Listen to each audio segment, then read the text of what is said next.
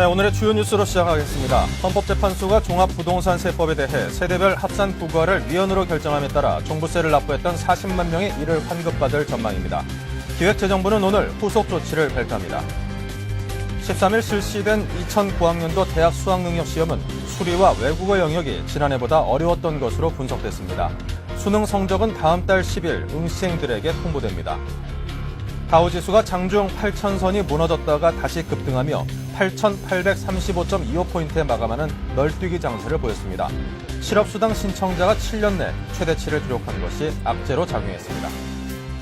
글로벌 금융위기를 타개하기 위해 선진국과 신흥경제국 정상이 모이는 G20 정상회의가 내일 미국 워싱턴에서 개최됩니다. 국제금융체제 개편에 대한 논의가 이뤄질 전망입니다. OECD가 미국과 일본, 유로존이 내년에 일제히 마이너스 성장을 기록할 것으로 전망했습니다. 선진국의 경기 침체는 2010년에야 플러스로 돌아설 것으로 예상했습니다. 안녕하십니까. 출발 센 증시의 임동석입니다. 뉴욕 증시가 뉴욕 다우지수가 경기 침체에 대한 우려감으로 급락해 한때 8,000선이 무너졌었습니다. 하지만 급등락 장세를 보이다가 결국에는 폭등세로 돌아서서 8,800선을 넘어서는 등 결국 6.7%나 폭등하며 마감을 했네요. 자, 고용지표와 기업 실적 전망 악화에도 불구하고 단기 급락에 따른 저가 매수로 주가가 폭등한 것으로 분석되고 있습니다. 한편에 막판 반전 드라마를 보는 듯한 기분인데요. 자, 뉴욕 증시와 또 글로벌 경제 전망에 대해서 함께 여쭤보도록 하겠습니다. 글로벌 경제연구소의 남은호 소장 나와 계십니다. 안녕하십니까? 네, 안녕하십니까? 자, 이 새벽 뉴욕 시장이 급락했다가 결국에는 반등에 성공을 했습니다. 참 다행인데요. 자세한 소식부터 정리해 주십시오. 네, 뉴욕 증시가 어젯밤에는 등락폭이 약 900포인트까지 됐습니다. 우선 차트를 먼저 보시면은 8,250 전일 종가에서 시작한 장세가 오전 내내 큰 움직임은 없었습니다. 그러다가 장 중반에 1시경에 거의 한 300포인트가 빠지면서 8,000선이 무너졌습니다. 8,000선이 무너지면서 투자 심리가 굉장히 위기를 맞았는데요. 그러다가 장 막판까지 끌어올리면서 시장은 지수는 약 550포인트까지 급등하면서 마감이 됐습니다.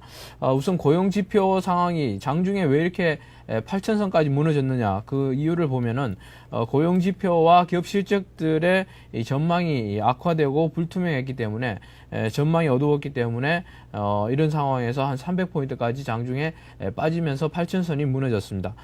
그럼에도 불구하고 단기 급락, 8,000선이 무너지면서 단기 급락 최근에 3거래일 동안 660포인트가 큰 폭으로 빠졌었습니다. 그래서 장중 8,000선이 빠지면서 장 마감 전에 저가 매수세 쇼커버링이 유입이 됐습니다. 그래서 다우지수가 전일 대비 약 6.67%, 552포인트가 오르면서 장중에 등락폭이 900포인트 이상 되면서 급등세로 마감이 됐습니다. 네. 자, 그 다우지수를 살펴보니까 GM 빼고는 거의 다 올랐군요. 네. 네, 그렇습니다. 어제 기업 뉴스를 보면은 GM하고 시티뱅크만 내렸습니다. GM 제너럴모터 미국 세계 최대 자동차 업체인 GM은 구제금융안이 올해 통과되는 것이 불투명하다는 전망이 나오면서 GM의 주가만 내렸고요. 그 다음에 다우지수 구성 30종목 중에 시티뱅크와 제너럴모터 이 두 종목만 내렸습니다. 월마트와 인텔이 암울한 전망을 내놨음에도 불구하고 장중에 내리다가 장 마감 전에 저가 매수세가 유입이 되면서 상승하는 그런 모습이었습니다. 그리고 에너지와 부동산 관련주들을 많이 올랐는데요. 에너지 종목 전 종목이 다 올랐습니다. 에너지 지수를 구성하는 전 종목이 다 올랐고, 특히 엑슨모빌이라든지 쉐브론 등은 10% 그리고 12% 오르면서 에너지 관련주들이 전부 오르는 그런 모습이었고, 오늘 특히 이제 유가도 많이 올랐습니다. 유가도 한 3.7% 올랐습니다. 그리고 부동산주를 보시면 부동산주가 오랜만에 강세를 유지를 하고 강세를 주도했는데, 세계 최대 상업용 부동산 업체입니다. CB 리차드 빌스라는 업체가 주식 매각을 통해 현금 조달에 성공했다는 그런 소식이 들리면서 급등하면서 부동산 주식을 강세로 이끌었습니다. 네. 자, 그렇다면 이게 하락세로 돌아섰던 증시가 다시 이제 폭등세로 돌아선 그 배경은 무엇일까요? 네, 제가 지금까지 이번 주에 몇 차례에 걸쳐서 말씀을 드렸는데요. 지금 현재 장을 분석해 보면 오바마와 실물 경제의 힘겨루기 그런 장세가 계속 이어지고 있는 것 같습니다. 오바마는 경기 부양책을 지속적으로 지금 자구책을 내놓으려고 하고 있고, 실물 경제는 경제 지표와 기업들의 실적을 반영하면서 힘겨루기를 하고 있는 그런 양상입니다. 그렇기 때문에 지금 어젯밤에 그 장 마감 전에, 오늘 새벽 장 마감 전에 이렇게 한 900포인트까지 급등하게 된 배경은 역시 8천선이 붕괴된 이후에 저가 매수세가 유입이 된 거고요. 그 다음에 8천선이 붕괴가 되면서 쇼커버링이 많이 들어왔습니다. 그래서 우선 그 단기 매도에 따른 쇼커버링이 들어왔고, 그 다음에 이번 주 주말에 열리는 그 G20 그 정상회담에서 오바마를 비롯한 그 미국의 각국 정상들이 아마 그 새로운 경기 부양책에 대해서 어떤 결정이 나오지 않을까, 대책이 나오지 않을까, 이런 기대감으로 인해서 이번 주 주말에는 아마 경기 부양책이 좀 세력이 좀 더 센 것 같습니다. 그래서 오늘 어젯밤에 장 마감 급등 배경은 그 실물 경제보다는 경기 부양책에 초점을 맞춘 것, 그 다음에 저가 단기 급락에 따른 쇼커버링, 그리고 저가 매수세 유입이 유효했다고 분석이 됩니다. 네. 자, 근데 이제 한 가지 염려되는 게 이제 8천선이 붕괴가 일시적으로 좀 됐다라는 게 좀 염려스럽습니다. 그 네. 옛 속담에 그 고기도 먹어본 놈이 먹는다. 뭐 네. 그런 얘기가 있는데, 그 주식시장도 이렇게 오랫동안 지켜보면 하락세가 어떤 그 지지선이라고 여겨졌던 선이 일시적으로도 붕괴가 되면은 한 번, 두 번 일시적 붕괴가 되다가 결국엔 그게 하나 추세로 이제 좀 고착되는 경우를 많이 봐왔기 때문에 그 점이 좀 염려가 됩니다. 자, 아시아 주요 증시는 어땠습니까? 예, 어제 아시아 증시는 일본 증시가 많이 내렸습니다. 아시아 증시 어제 대부분이 하락을 했는데요. 중국 증시만 약 3.8% 올랐습니다. 그리고 일본 증시는 엔화 강세로 인해서 지금 세계 자본들은 안전자산을 찾아서 도피를 하고 있는 그런 상황인데요. 엔화 강세로 인해서 일본의 수출주들이 고전을 하고 있고, 따라서 일본 증시는 어저께 약 5% 정도 내렸습니다. 하지만 그 중국 증시는, 중국 상하이 종합주가 지수는 약 3.7% 정도 올랐습니다. 역시 중국에는 아직도 여전히 좀 부풀렸다고 평가를 받고 있긴 하지만 경기 부양책에 대한 그런 기대감이 아직까지 남아있고 작용을 하고 있는 것 같습니다. 네. 자, 이렇게 해서 아시아 증시까지 포함해서 전 세계 증시와 또 전 세계 경제 상황에 대해서 자세하게 분석하고 또 들어봤습니다. 글로벌 경제연구소 남은호 소장이었습니다. 고맙습니다. 네.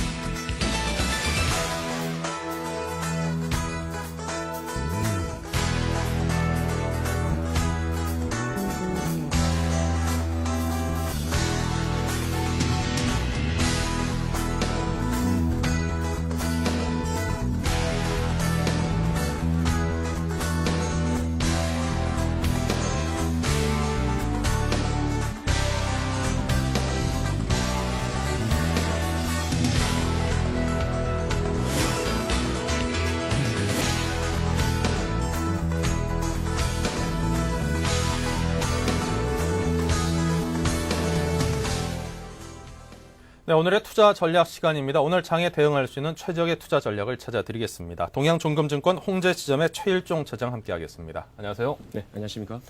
네, 먼저 오늘 전일 우리장 주요 지표부터 정리를 해주십시오. 네, 그렇습니다. 전일 우리 지수가 굉장히 큰 변동성을 보였습니다. 코스피 지수가 마이너스 35.42포인트 하락한 1088.44포인트로 마감을 했고요. 코스닥 지수 같은 경우는 11.69포인트가 하락한 311.55포인트로 마감을 했습니다. 수급상으로는 외국인이 3,615억을 순매도를 했고요. 외국인이 개인이 4,161억 순매수 기조를 보였고요. 그리고 이제 마지막으로 이제 기관이 464억의 이 순매도를 축소하면서 마감을 했습니다. 네.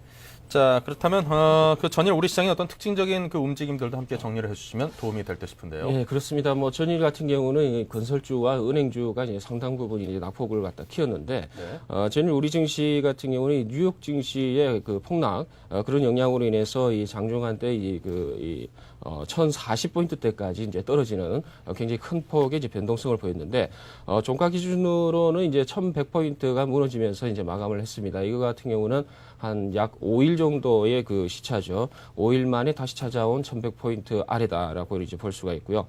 특징적인 것은 이제 개장 후에 이제 6분 만에 서킷 브레이크가 아니죠. 이 사이드카가 이제 발동이 되는 선물 시장에서 그런 이제 현상도 나타났고, 수급면에서 본다 이러면은 이제 기관과 이제 외국인이 순매도를 했고, 개인 매수가 이제 상당폭 컸던 부분인데, 연기금 쪽에서의 이제 강한 이제 매수세, 특히 이제 1,050선에서 1,100선 사이에 그 구간에서의 그 강한 매수세는 어느 정도 이 향후 12월 장까지는 계속해서 이어지지 않을까 이렇게 보고 있습니다. 그래서 업종별로 본다 이러면은 이제 자산 건전성 악화 부분이 이제 우려가 되고 있는 은행 업종이 약 마이너스 8.47포인트 하락을 보였고요.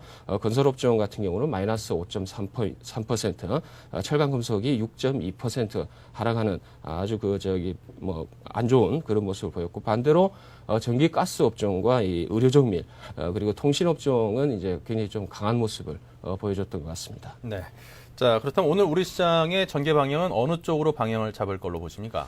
네, 일단 전일 오늘 새벽에 끝난 미국 증시 영향을 충분히 받을 것 같습니다. 전일 같은 경우는 중국이 글로벌 증시와 반대로 움직였죠. 네. 오히려 3%가 넘는 강한 상승세를 이제 보여줬는데, 전일 같은 경우는 조금 의미를 좀 두고 조금 평가를 해보실 필요가 있는 부분이 있는데, 일단은 우리 지수가 1,040, 1,050포인트대를 재차 하회하면서 어느 정도 그러한 부분이 지지대가 되지 않을까 이렇게 판단을 하고 있는 부분인데, 그 부분을 한번 그 저번 주인가요? 뭐 한번 제가 말씀을 드렸는데, 엘리엇 이동 그 파동상 어느 정도의 그 가치가 좀 있는 지수대가 아닌가 이렇게 판단을 하고 있습니다. 차트를 한번 보시면서 한번 설명을 드리겠습니다. 네.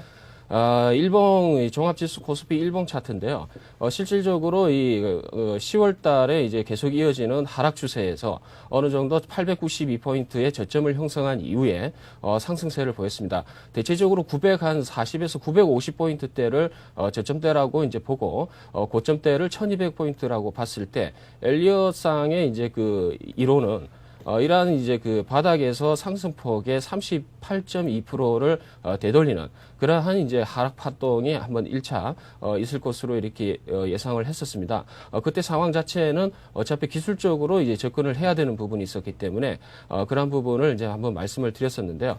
이러한 부분이 지금 계속해서 이제 당장의 상승 3파, 2파로 이어지지는 못할 것으로 이렇게 보고 있었습니다. 그렇지만은 전일 증시에서 우리가 1,040포인트에서 1,050포인트대를 강하게 지지를 해주고, 수급상에서 연기금 쪽에서 강한 매수를 이제 보여준다라는 것 자체는 일단은 의미상으로는 1,050에서 1,100포인트 사이에서는 강력한 이제 매수 기반이 이제 자리 잡고 있다 이렇게 보고 있습니다. 그래서 엘리엇상에서 이 그 마지막 이거는 일봉인데요. 주봉상으로 보게 된다 이러면 고점이 2,085포인트를 나타내고 나서 하락 A파와 그리고 이제 그 상승 B파 그리고 C파가 이제 지금 현 상태로서는 이제 진행이 되고 있는 그런 상태인데, 엘리엇상에서 이제 그 문제는 뭐냐면은 이러한 C파가 이제 마무리 국면에 들어가기 위해서는 하나의 그 하락세기형의 이제 모양새, 그러한 이제 모양새가 나와야 된다라고 보고 있습니다. 하락세기형 같은 경우는 이러한 모양이 되겠죠. 그래서 하나의 그 틀로 본다 이러면은 이러한 모양새가 이제 어느 정도 추세선이 이제 나와줘야 된다라는 게 이제 엘리엇 그 이론인데, 일봉상으로 봤을 때는 이러한 일봉상의 이제 흐름 자체가 하락세기형이 어느 정도 이제 돌출이 되는 그런 이제 양상이 아닌가 이렇게 보고 있습니다. 그래서 이제 저항선 자체는 이제 뭐 1200포인트가 이제 1차적으로 이 기술적인 단기 박스권 상단부라고 볼 수 있습니다만은, 오늘 우리 지수가 어떻게 움직일지는 나중에 전략상으로 이제 다시 한번 말씀을 드리고요. 일단은 1차적으로 시초가는 갭 상승 쪽으로 이제 그 예상을 하는 부분인데, 대체적으로 오늘 우리 시장 전망을 최소 한 22포인트 이상의 이제 상승을 보이는 그런 이제 1,100포인트를 다시 이제 지지를 해주는 그런 모양새가 나오지 않을까 이렇게 보고 있습니다. 네. 자, 엘리트 파동 이론을 기본으로 해서 상세하게 그래프를 통해서 정리를 해주셨습니다.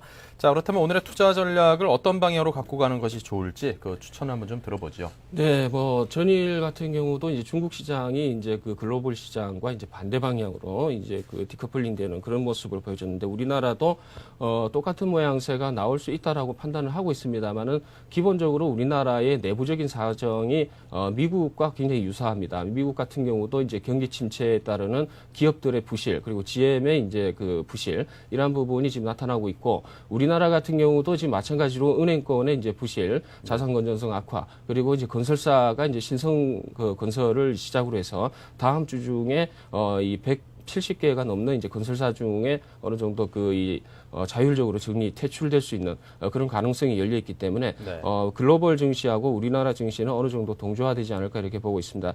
단지 이 글로벌 쪽에서 이제 전반적인 흐름을 본다 이러면은 우리나라의 이제 포커스가 이제 이러한 금융위기라든가 이러한 문제가 계속해서 진행이 될 것 같지는 않고요. 포커스는 바로 이러한 부분을 어느 정도 해결하는 정부의 대책, 그리고 경기 부양책에 이제 포커스를 맞추고 있다라고 보겠습니다. 그래서 중국 증시가 전일 같은 경우 상승한 부분에 의미를 둔다라는 거는 중국 같은 경우는 대규모 SOC라든가 이런 부분을 갖다가 통해 가지고 2010년까지 700조 우리 돈으로 700조 가량의 이제 그 자금을 풀 계획인데 우리나라도 똑같은 이제 대책이 나오지 않을까.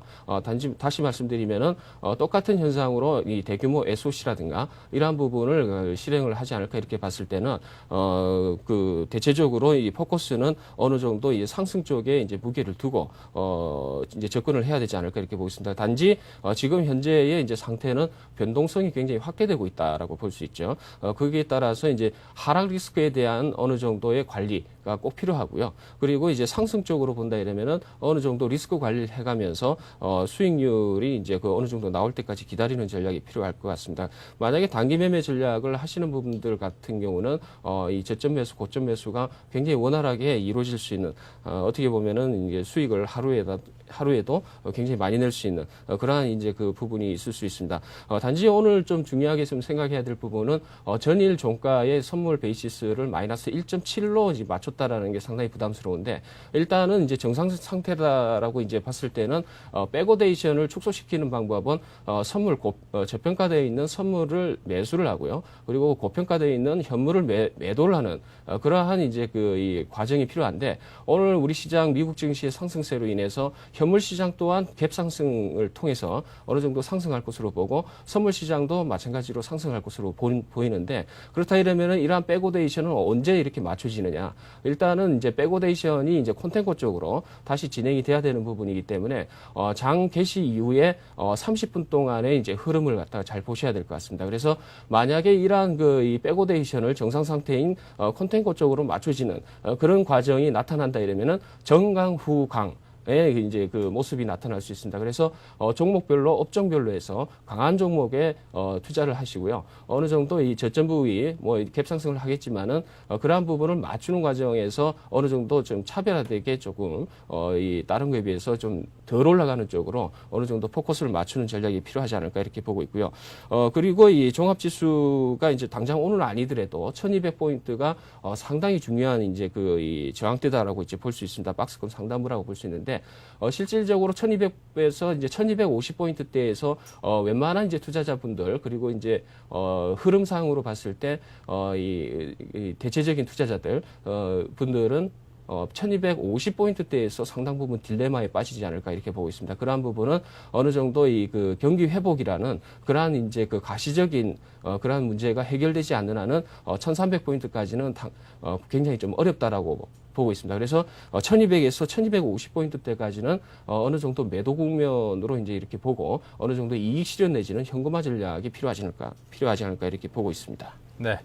자, 아무래도 변동성이 큰 그런 장세인 만큼 단기 매매 치중하고 그리고 하락 리스크가 큰 장세인 만큼 좀 더 보수적인 그런 투자 자세 그리고 가능한 시점이 왔을 때 현금을 조금씩 늘려가는 것이 낫다라는 그런 조언을 해주셨습니다. 자, 그렇다면 이런 시장에서 어떤 종목들에 관심을 가져볼 만할까요? 네, 종목은 한 6개 종목으로 제가 오늘 관심 종목을 말씀드리겠는데 삼화콘덴서, LG전자, 그리고 남해화학과 동국제강, 코오롱, 그리고 삼성물산을 이제 말씀을 드리려고 그러는데 그 중에서 한 2개 종목만 말씀을 드리도록 하겠습니다. 네. 네. 자, 6개 중에 2개. 네. 자, 어떤 종목일까요? 네, 뭐 첫 번째로서는 이제 코오롱입니다. 코오롱에 제가 집중하는 이유는 일단은 뭐 3분기 실적이 굉장히 좋게 나왔습니다.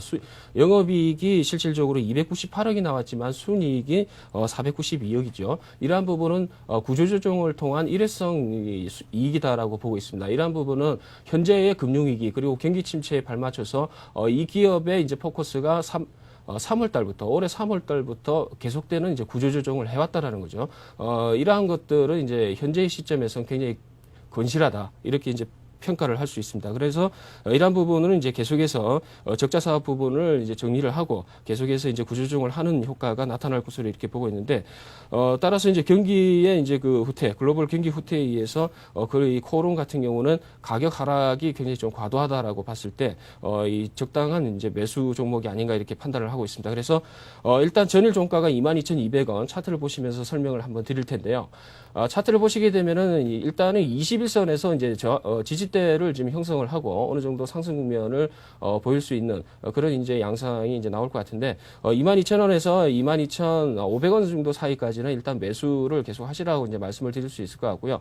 1차적으로 27,000원 부분, 26,000원 부분까지는 어느 정도 단기 매매 세력에 의한 이제 변동성이 확대될 것으로 보고 있습니다만은 목표 가격은 이제 34,000원까지 보고 있습니다. 34,000원 부분은 10월 달 금융위기가 발발해서 이제 폭락하기 이전에 이제 가격대인데 이러한 부분은 어느 정도 시장의 안정 대책이 나오는 이유로 이제 가격이 오버슈팅 국면에서 진행이 될 수 있는 그런 가격이다 이렇게 봐서 34,000원을 이제 1차 목표가를 드리겠고요. 그리고 이제 손절가 부분은 2만 원 선이 하회하는 이러한 부분에서는 어느 정도 매도를 하셔야 된다라고 보고 있습니다. 2만 원 선이 무너지게 되면 코스피 지수가 1,050포인트대를 다시 하회하는 그런 흐름이 나오기 때문이죠. 그래서 분위기가 안 좋기 때문에 어느 정도 매도 국면을 이제 하셔야 된다라고 말씀드릴 수 있습니다. 네. 자, 코롱에 대해서 말씀을 들어봤습니다. 매수가는 한 22,000원, 그리고 목표가 34,000원, 손절가는 2만 원 정도를 제시를 해주셨죠. 네. 자, 그렇다면 이제 다음에는 삼성물산을 소개를 해주십시오. 네, 삼성물산의 키포인트는 이제 옥석 가리기로 이제 진행이 될 것 같아요. 이제 일단 뭐 건설사라고 그래가지고 굉장히 좀 무겁다. 그리고 또 리스크가 있다라고 이제 그 판단을 하실지 모르겠지만은 나름대로 일단은 그러한 부분들 시장에서 나오는 리스크 이러한 부분들이 어느 정도 이러한 그 우량 기업들의 이제 가격 상승을 제한시키는 하나의 요인으로 작용을 하고 있는데 그러한 리스크가 이제 사라졌을 때는 상당 부분 이제 그 용수철 같은 이제 가격 탄력성이 생긴다라고 이제 보고 있습니다. 그래서 이러한 부분이 이제 다음 주에 나오기 때문에 이 부분도 마찬가지입니다. 삼성물산도 21선에서 일단은 상승 탄력은 있을 것으로 이렇게 판단을 하고 있고요. 매수가는 38,000원 부분이죠. 전일 종가 39,900원에서 끝났습니다만은 38,000원에서 4만 원 부분까지는 매수 국면으로 지금 이해를 하고 있고요. 목표 주가는 48,000원 부분이 되겠습니다. 48,000원 부분은 전일 저번에 한번 10월 중순 부분에 한번 올라왔을 때 다시 말씀드리면은 60일 부근에서 어느 정도 오버슈팅 구간이 나오지 않을까 이렇게 봐서 48,000원 말씀드리겠고요. 손절가는 아까도 마찬가지로 좀 짧게 잡고 한 6,000원에서 8,000원 부분 그 사이를 이제 한번 말씀을 드리겠습니다. 네, 이렇게 해서 두 추천 종목 코오롱과 삼성물산에 관한 추천까지 들어봤습니다. 자, 지금까지 동양종금증권 홍제지점의 최일종 차장과 함께했습니다. 고맙습니다. 네, 감사합니다.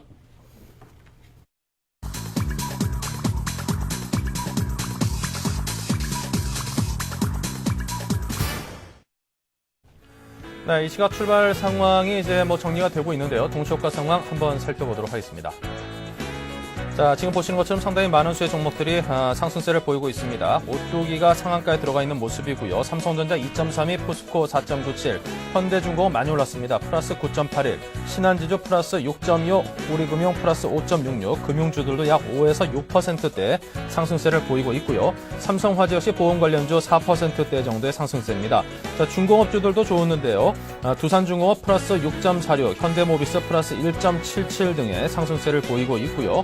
자, 그리고 삼성물산 조금 전에 추천을 하셨는데 플러스 4.16, SK에너지 플러스 5.47%의 상승세를 보이고 있습니다. 자, 코스닥은 어떨까요? 역시 상승세를 보이는 종목들 많은데요. 자, 제약 관련주인 셀트리온이 플러스 10%에 넘는 상승세, 코미팜 역시 플러스 8.57, 평산과 포스테이터 역시 8%대의 상승세를 보이고 있습니다. 자, 에임하이가 플러스 8.4%의 상승세를 보이고 있고요. NHN, SK 브로드밴드, 메가스터디 등등 상당히 많은 수의 대형주들이 3%에서 4%대 정도의 상승세를 보이고 있습니다. 오늘 전반적으로 코스피와 코스닥 양시장 모두 상당히 동시효과 상황이 좋습니다.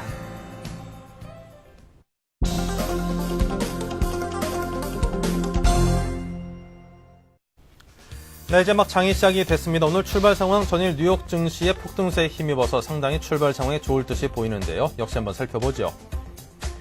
네, 오뚜기는 여전히 상한가로 출발하고 있습니다. 요즘 들어서 음식료 관련 업종들이 상당히 상승세가 큰데요. 자, 그 수혜를 톡톡히 받고 있는 모습이고요. 삼성전자가 플러스 2.32, 포스코가 플러스 4.35, 현대중공업 플러스 9.49% 정도의 상승세를 보이고 있고요. 자, 우리금융과 신한지주 등등의 은행 업종들도 상당히 상승폭이 좋습니다. 한 6% 정도의 상승세를 보이고 있고요. 자, 삼성물산 플러스 4.51, NC소프트 플러스 6.28, LG생명과학 플러스 5.44 등 대부분의 종목들이 3에서 한 5%대 정도의 상승세를 보이고 있습니다. 자, 코스닥도 역시 대부분의 종목들이 상승세를 보이고 있습니다. 큐릭스만이 마이너스 3.79%의 하락세를 보이는 것을 제외하면은 NHN, SK 브로드밴드, 태용, 메가스터디, 동서, SL트리온 등등의 대부분의 종목들이 3에서 7%대 정도의 상승세를 보이면서 출발을 하고 있습니다. 게임 관련 종목인 네오이즈 게임주도 3.79%의 상승세이고요. KCC건설, 이테크건설 등등 건설 관련주들도 적게는 2%, 많게는 13%까지 올랐다가 말하는 동안에 다시 2%대 정도로 떨어지고 말았습니다. 자, 이렇게 해서 양시장의 출발 상황을 정리를 해드렸습니다. 자, 이 시각 출발 상황을 좀 더 자세하게 정리를 해보겠습니다. 교보증권 투자전략팀의 황비나 연구원 전화 연결돼 있습니다. 안녕하십니까? 예, 안녕하세요. 네, 이 시각 출발 상황부터 정리해 주십시오. 예, 전일 뉴욕 증시가 인텔과 월마트의 실적 전망 하향 조정과 주간 실업수당 청구 건수가 7년 내 최악을 기록하면서 한때 8,000선이 무너졌지만 급 반등의 6.67%로 상승 마감했습니다. 막판에 저가 매수가 유입되고 국제유가 반등에 힘입은 에너지 관련주 약진에 힘입어 급등세를 이끌어냈는데요. 이에 따라서 3일 연속 하락세를 보인 국내 증시 역시 저가 매수가 유입되면서 강하게 반등하고 있는 모습입니다. 현재 증시는 40.82포인트 상승한 1129.26포인트를 기록하고 있고요. 장 시작은 수급에서 외국인과 기관이 매도로 나오고 있고 개인이 213억 원의 매수에 나서고 있습니다. 네, 자, 오늘 장에 어떻게 대응하는 게 가장 좋아 보입니까? 예, 전일 신성건설의 기업 회생 절차 신청으로 인한 줄도산 위기 그리고 은행들의 자산 건전성 악화가 투자 심리를 냉각시켰는데요. 전일 발표된 금융시장 안정 후속 대책에 따르면 오는 18일까지 은행연합회가 건설사 대주단 자유협약 가입을 접수할 것으로 보입니다. 이에 따라서 주채권은행은 비교적 건실한 건설사를 선별하게 되고 채권단 가입자 명단을 결정하면서 건설사 부도에 대한 막연한 공포심은 어느 정도 해소될 수 있을 것으로 보여집니다. 또한 전일 건설주 및 은행 업종에 대한 공포 심리는 과도했던 것으로 보여지고요. 낙폭과대에 따른 기술적 반등 구간에 있어 강한 반등 흐름을 보일 것으로 보입니다.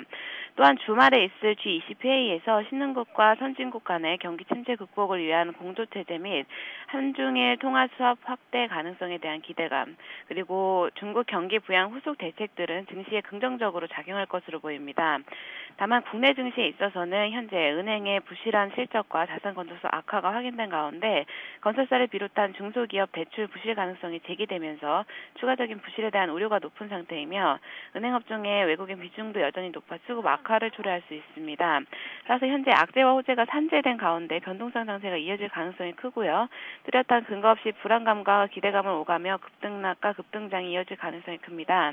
따라서 급등장에서는 오늘과 같은 급등장에서는 단기로 대응하시면서 여전히 리스크 관리에 비중을 두시는 전략이 합리적일 것으로 보여집니다. 네, 자, 단기로 대응하라는 주문을 하셨는데요. 어떤 종목에 단기로 좀 대응해 볼까요? 예, 일단은 주말에 있을 G20 회의에서 추가 금리 인하와 재정 정책 그리고 글로벌 금융 강화 등의 금융 시스템 전반에 걸친 사항이 언급될 것으로 보입니다. 이것이 증시에 호재로 작용한다면 아무래도 증권주에 관심을 가지시는 게 좋을 것 같고요. 또한 건설사의 역석 관리가 진행 중인 만큼 역발상적으로 살아남을 수 있는 건설사에 대해서 관심을 가지시는 게 좋을 것 같습니다. 또한 중국의 경기 부양 대책이 후속 대책이 구체화된다면 중국 관련주에도 지속적으로 호재가 될 수 있으므로 조선 철강 쪽에도 관심을 가지시는 게 좋을 것 같고요.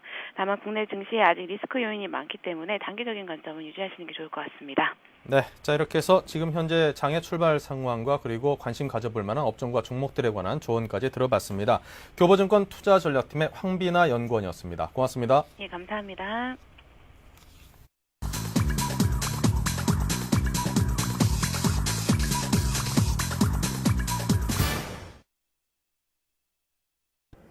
안녕하십니까. 11월 14일 오늘의 서울경제 뉴스 브리핑입니다.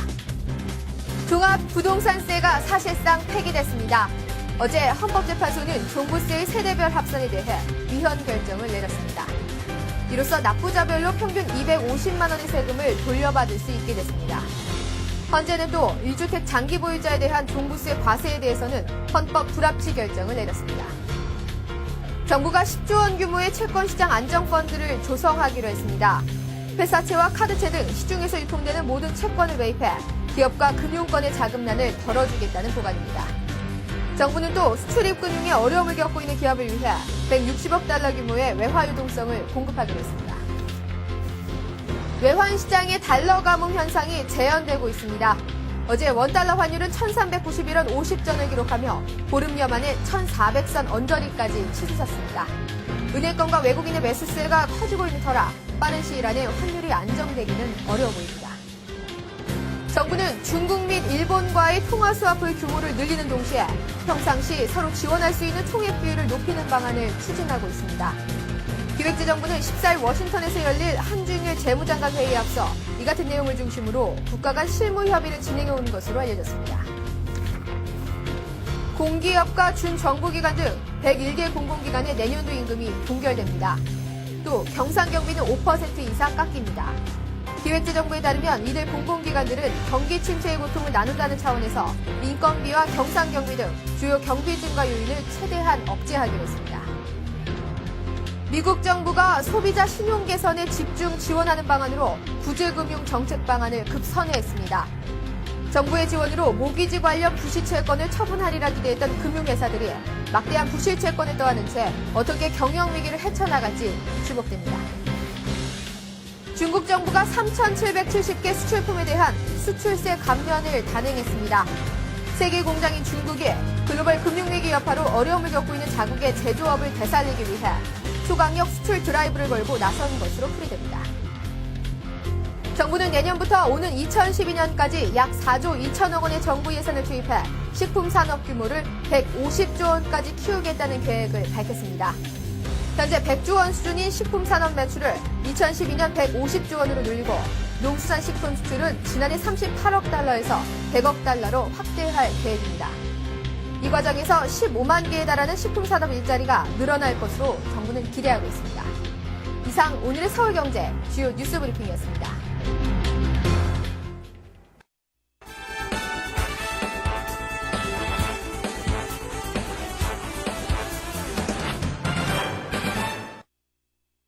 네, 오늘자 신문으로 경제를 보다 더 심도 있게 분석을 해보겠습니다. 뉴스 따라잡기 시간인데요. 서울경제신문 이종배 기자와 함께 이야기 나누겠습니다. 안녕하십니까? 예, 안녕하십니까? 네.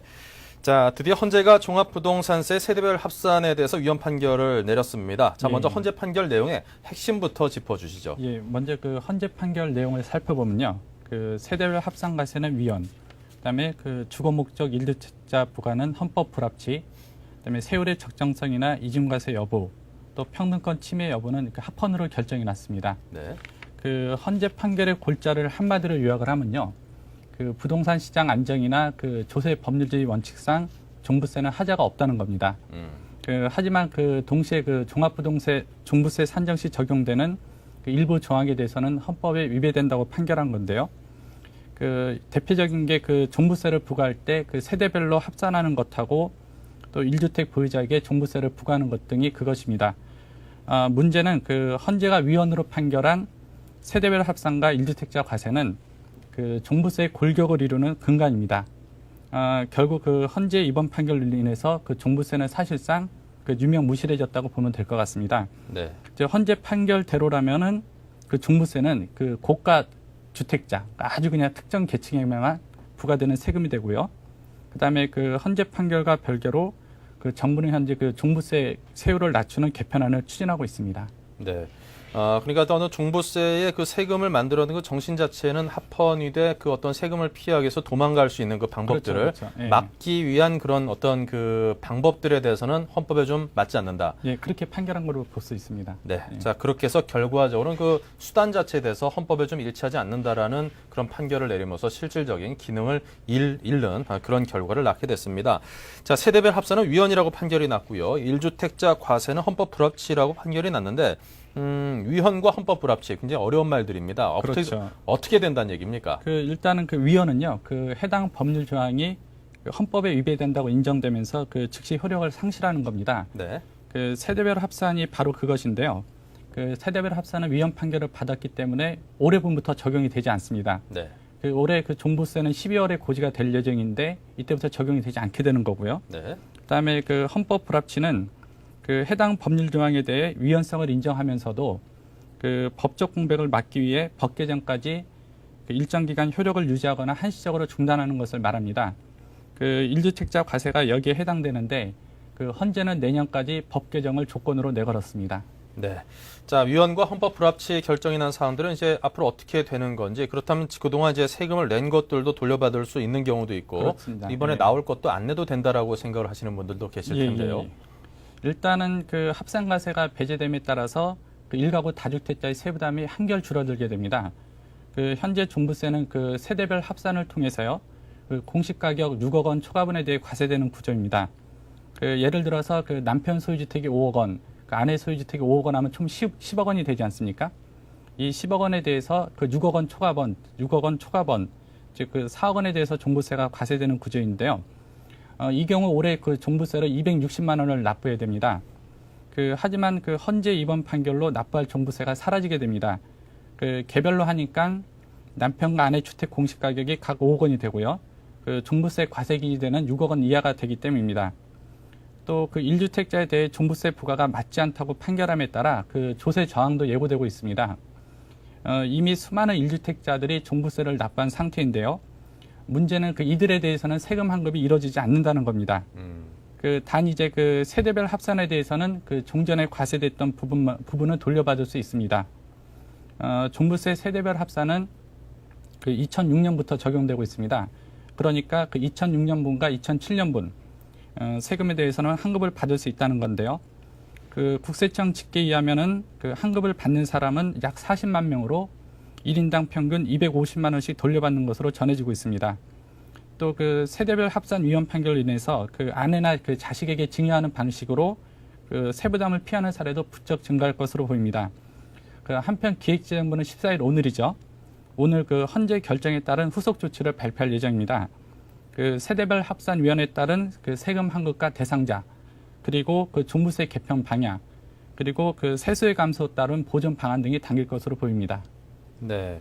자, 그런 식으로 한다면 이제 앞으로 그 세대별 합산 등등에 관한 그 절차 자체가 이렇게 많이 바뀌게 되면은 예. 뭐 부부 공동 명의로 한다든가 증여를 한 6억까지는 배우자에게 그렇죠. 증여세 없이 증여를 할 수 있으니까 예. 6억 정도 줘버리고 나누고 어쩌고저쩌고 하면은 안 내도 되는 경우도 꽤나 많아들 텐데요. 그렇죠, 많습니다. 세수가 많이 줄어들 것 같습니다. 그렇습니다. 그거는 어떻게 부족분을 감당을 하게 될까요? 지금 이제 정부 추산으로는 그 헌재 이번 판결로요. 네. 그 종부세 세수가 한 1조 원 가량 정도로 1조 원이요? 줄어들 것으로 추정하고 있는데 문제는 그 종부세는 국세입니다. 근데 하지만 실제적으로는 그 지방세로 활용되고 있습니다. 그러니까 그 세수 보전 방안도 그 지방세를 높이는 데 초점이 맞춰질 수밖에 없는데요. 그 현재 정부가 논의하고 있는 것을 보면은 그 일반 주택의 세율을 인상하거나요. 아니면은 그 지방 소득세 및 그 소비세를 새롭게 신설하는 겁니다. 결국에는 이제 서민들의 부담은 더 커질 수밖에 없게 됐습니다. 네. 자, 뭐 이번 정부가 출범하면서 다들 부동산 부자분들이 참 네. 많이 이번에 정책 결정권자들 중에 많다고 하는데 그 수혜를 톡톡히 보는 분들이 그 안에도 많이 있겠습니다. 예, 그럴 것 같습니다. 네. 혹시 종부세 대상자이십니까? 아유, 그러기를 희망합니다. 네, 저도 좀 제발 좀 한번 그런 거 내봤으면 좋겠습니다. 자, 그리고 정부가 이 추가적인 원화 및 외화 유동성 대책을 추진하겠다고 밝혔는데요. 원화 유동성을 위해서 10조 원 규모나 되는 채권시장 안정펀드를 조성한다고 들었습니다. 예, 그렇습니다. 그 어제 정부가 그 10조 원 규모로 그 채권시장 안정펀드를 조성해서요. 그 회사채나 카드채를 매입한다는 것을 공식적으로 밝혔습니다. 그 세부적으로는 산업은행이 2조 원가량 출자하고 그 나머지 8조 원은 은행, 보험, 연기금 등 민간 등에서 자금을 끌어모은다는 계획인데요.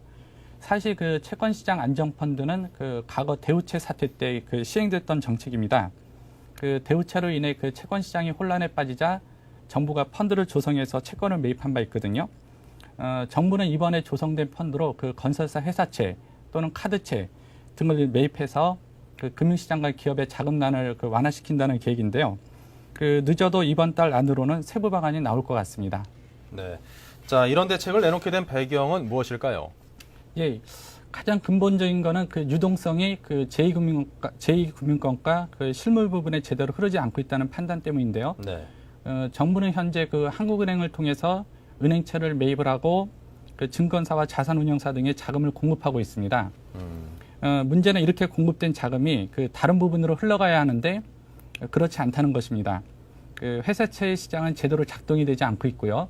그 일부 기업 같은 경우는 고금리를 주고도 회사채를 발행하지 못하고 있습니다. 네. 채권 시장이 정상적으로 가동되어야 기업들이 자금을 마련하면서 유동성을 확보할 수 있는데 현재는 이것이 되지 않고 있다는 건데요. 실제적으로 일부 비우량 기업의 경우 그 유동성 위기에 봉착하면서 정부에 비공개적으로 지원을 요구하고 있습니다. 그래서 이때 펀드가 본격적으로 가동되면은 기업의 자금 난에서의 도움을 주지 않을까 합니다. 네. 자, 그리고 어제 증권시장과 환율시장이 또 한번 출렁출렁 거렸습니다. 워낙 뭐 대형 악재들이 계속해서 쏟아지면서 증시를 흔들기 때문으로 분석이 되는데요. 여전히 시장의 어떤 불안감은 상존하고 있다고 봐야겠죠. 그렇죠. 그 정부가 그 채권시장 안정 펀드를 조성한 것도 이 같은 배경 때문인데요. 그 환율시장, 주식시장 모두 불안 장세가 계속되고 있습니다. 그 어제 증권시장과 환율시장은 그 실물 경기 위축에 대한 우려가 전달되면서 출렁거렸는데요. 그 13일 코스피 지수는 전날보다 35.42포인트 하락한 1088.43포인트의 장을 마치며 그 닷새 만에 1100선을 내줬습니다. 네. 원달러 환율도 전날보다 30연 급등한 1391원 50전으로 마감되는 등 그 정부의 이딴 대책에도 불구하고 시장은 여전히 불안에 떨고 있는 것 같습니다. 네. 자, 한중일 통화 수합 논의가 본격화되고 있다고 듣고 있습니다. 자, 어떤 논의가 이루어지고 있나요? 예, 그 일단은 그 이명박 대통령하고 강만수 기획재정부 장관 등이요. 그 14일부터 미국 워싱턴에서 열리는 그 G20 정상회의 및 재무장관 회의에 참석할 예정입니다. 이번 회의에서는 그 한중일 3개국 재무장관 회의도 잡혀 있는데요. 네. 그 현재 정부는 그 한중일 재무장관 회의를 앞두고 그 중국, 일본과의 그 통화 스와프 규모를 늘리는 한편 그 스와프 총액 가운데 그 평상시 그 상호 지원할 수 있는 비율을 상향 조정하는 것을 추진 중에 있습니다. 그 세부적으로는 중국, 일본과의 통화 스와프 규모를 현재 그 40억 달러, 130억 달러에서 각각 최대 그 300억 달러까지 확대하는 방안을 추진 중에 있습니다. 네. 또 그 아세안과 산중일 3국이 그 공동 조속키로 한 그 800억 달러의 기금도 있는데요. 이 기금도 이제 내년까지 마무리할 예정으로 알고 있습니다. 특히 그 재무장관 회의 직후 그 삼중일 3국은 그 경기 부양을 위해서요. 그 내년도 재정을 확정적으로 운영할 계획이라는 합의문을 발표할 것으로 보입니다. 일단 그러니까 한중일 이간의 통화 사업 확대 같은 경우는 저 외환시장 안정에 상당히 좀 긍정적인 효과로 작용할 것 같습니다. 네, 이 전 세계적으로 가장 많은 외환을 보유하고 있는 나라들이 이제 모여 있는 게 이제 한중일인데요. 그렇죠, 예. 자, 이 삼국 간의 어떤 통화 수합이 공조 체제가 이제 확실하게 자리를 잡는다면 삼국 간의 어떤 그 앞으로의 외환 위기에 대한 대비는 굉장히 국제적으로도 가장 그렇죠. 최고로 할 만큼 좀 공고하다 이렇게 평가할 수 있을까요? 예, 그렇습니다. 지금 한중일 3개국이 그 한국 아시안판 IMF를 추진하고 있습니다. 네. 그러니까 800억 달러 기금 모금이 그것인데요. 그 아시안판 IMF가 추진된다, 설립된다고 하면은 그 아시아 외환 위기에 대해서 충분히 대응할 수 있다고 봅니다. 네, 더 이상 서구 시장의 어떤 그 경제 상황에 대해서 영향받아 출렁거리는 일이 좀 없었으면 좋겠습니다. 자, 그리고 그 펀드에 대해서 우리파워 인컴 펀드에 대해서 손실을 50%를 회사 측이 배상해야 된다는 판결이 나오면서 손해배상 소송이 늘고 있다고 들었습니다. 예, 그렇습니다. 그 펀드 피해에 대한 배상 소송이 그 본물 터지듯 진행되고 있는데요. 그 금융감독원이 최근 그 우리파워 인컴 펀드의 불안전 판매에 대해 그 손실 50%를 그 회사 측이 떠나야 한다고 판결한 바 있습니다. 그러니까 이제 다른 펀드로 손해를 본 투자자들이 그 소송을 준비하고 있는데요. 우선 그 원금 손실을 넘어서 그 추가로 돈을 넣어야 하는 여객 펀드 가입자들은 물론 그 국민 펀드로 불리던 미래에셋 인사이트 펀드 가입자들도 그 구체적인 행동을 논의하고 있는 상태입니다. 네. 우선 여객 펀드 피해자 모임은 그 오늘 30일까지 그 소송 회원 명부를 만들고 12월 중으로 변호인단 선임 절차를 거쳐 소송을 제기할 계획입니다. 또 그 미래에셋 인사이트 펀드 가입자들도 집단 소송을 준비하는 등 이제 그 계속 활발한 움직임을 보이고 있습니다. 근데 한편 이와 별개로 금융당국은 현재 그 일부 그 펀드에 대해서요, 그 불안전 판매 여부를 정밀 조사하고 있습니다. 이 조사의 결과가 늦어도 올 연말쯤은 나올 것으로 보이는데요. 그 금융당국도 현재 그 사안의 중요성을 감안해서 그 조사 결과가 나오면은 조사 결과가 나와서 그 법 위반 혐의가 크다. 그러면은 그 영업 정지 등 강력한 행정 조치를 제체를 고려하고 있습니다. 네. 자, 그렇군요. 자, 이 펀드 피해를 보신 분들은 물론 속이 많이 상하시긴 할 겁니다. 하지만 우리파워 인컴펀드에 대해서 손실 50% 배상 판결이 난 것은 그에 따른 상당히 좀 책임이 있다라고 판단되어지는 부분들이 있었기 때문에 그런 판결이 난 것이고요. 자, 무조건 손실이 크다라고 해서 그 법이 그 손을 들어주는 것은 아니라는 점도 확실히 아시고요. 소송이라는 게 시간과 또 이 비용이 돈이 또 많이 들어가는 것입니다. 꼼꼼히 법적인 절차나 그 내용을 잘 살펴보시고 이에 임하고 결정을 하시는 게 보다 더 현명할 듯 싶습니다. 자, 지금까지 뉴스 따라잡기의 이종배 기자와 함께 이야기를 나눴습니다. 고맙습니다. 네, 감사합니다.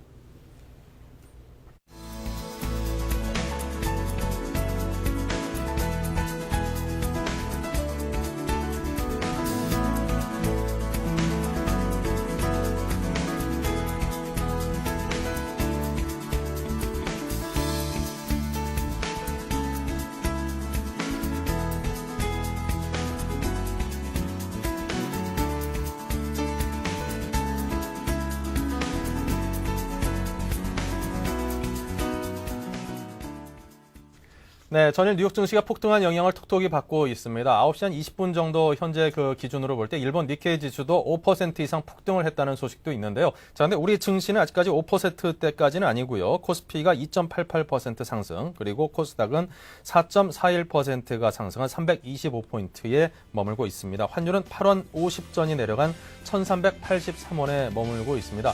아무래도 오늘 우리 주식시장에 세계 증시에서 몰려온 어떤 좋은 소식에 힘입어서 상당히 큰 폭의 상승세를 보일 것 같습니다. 물론 반갑긴 한데요.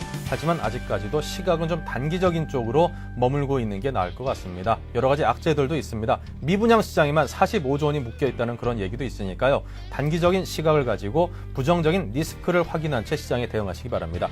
자, 여기서 인사드리겠습니다. 고맙습니다. 안녕히 계십시오.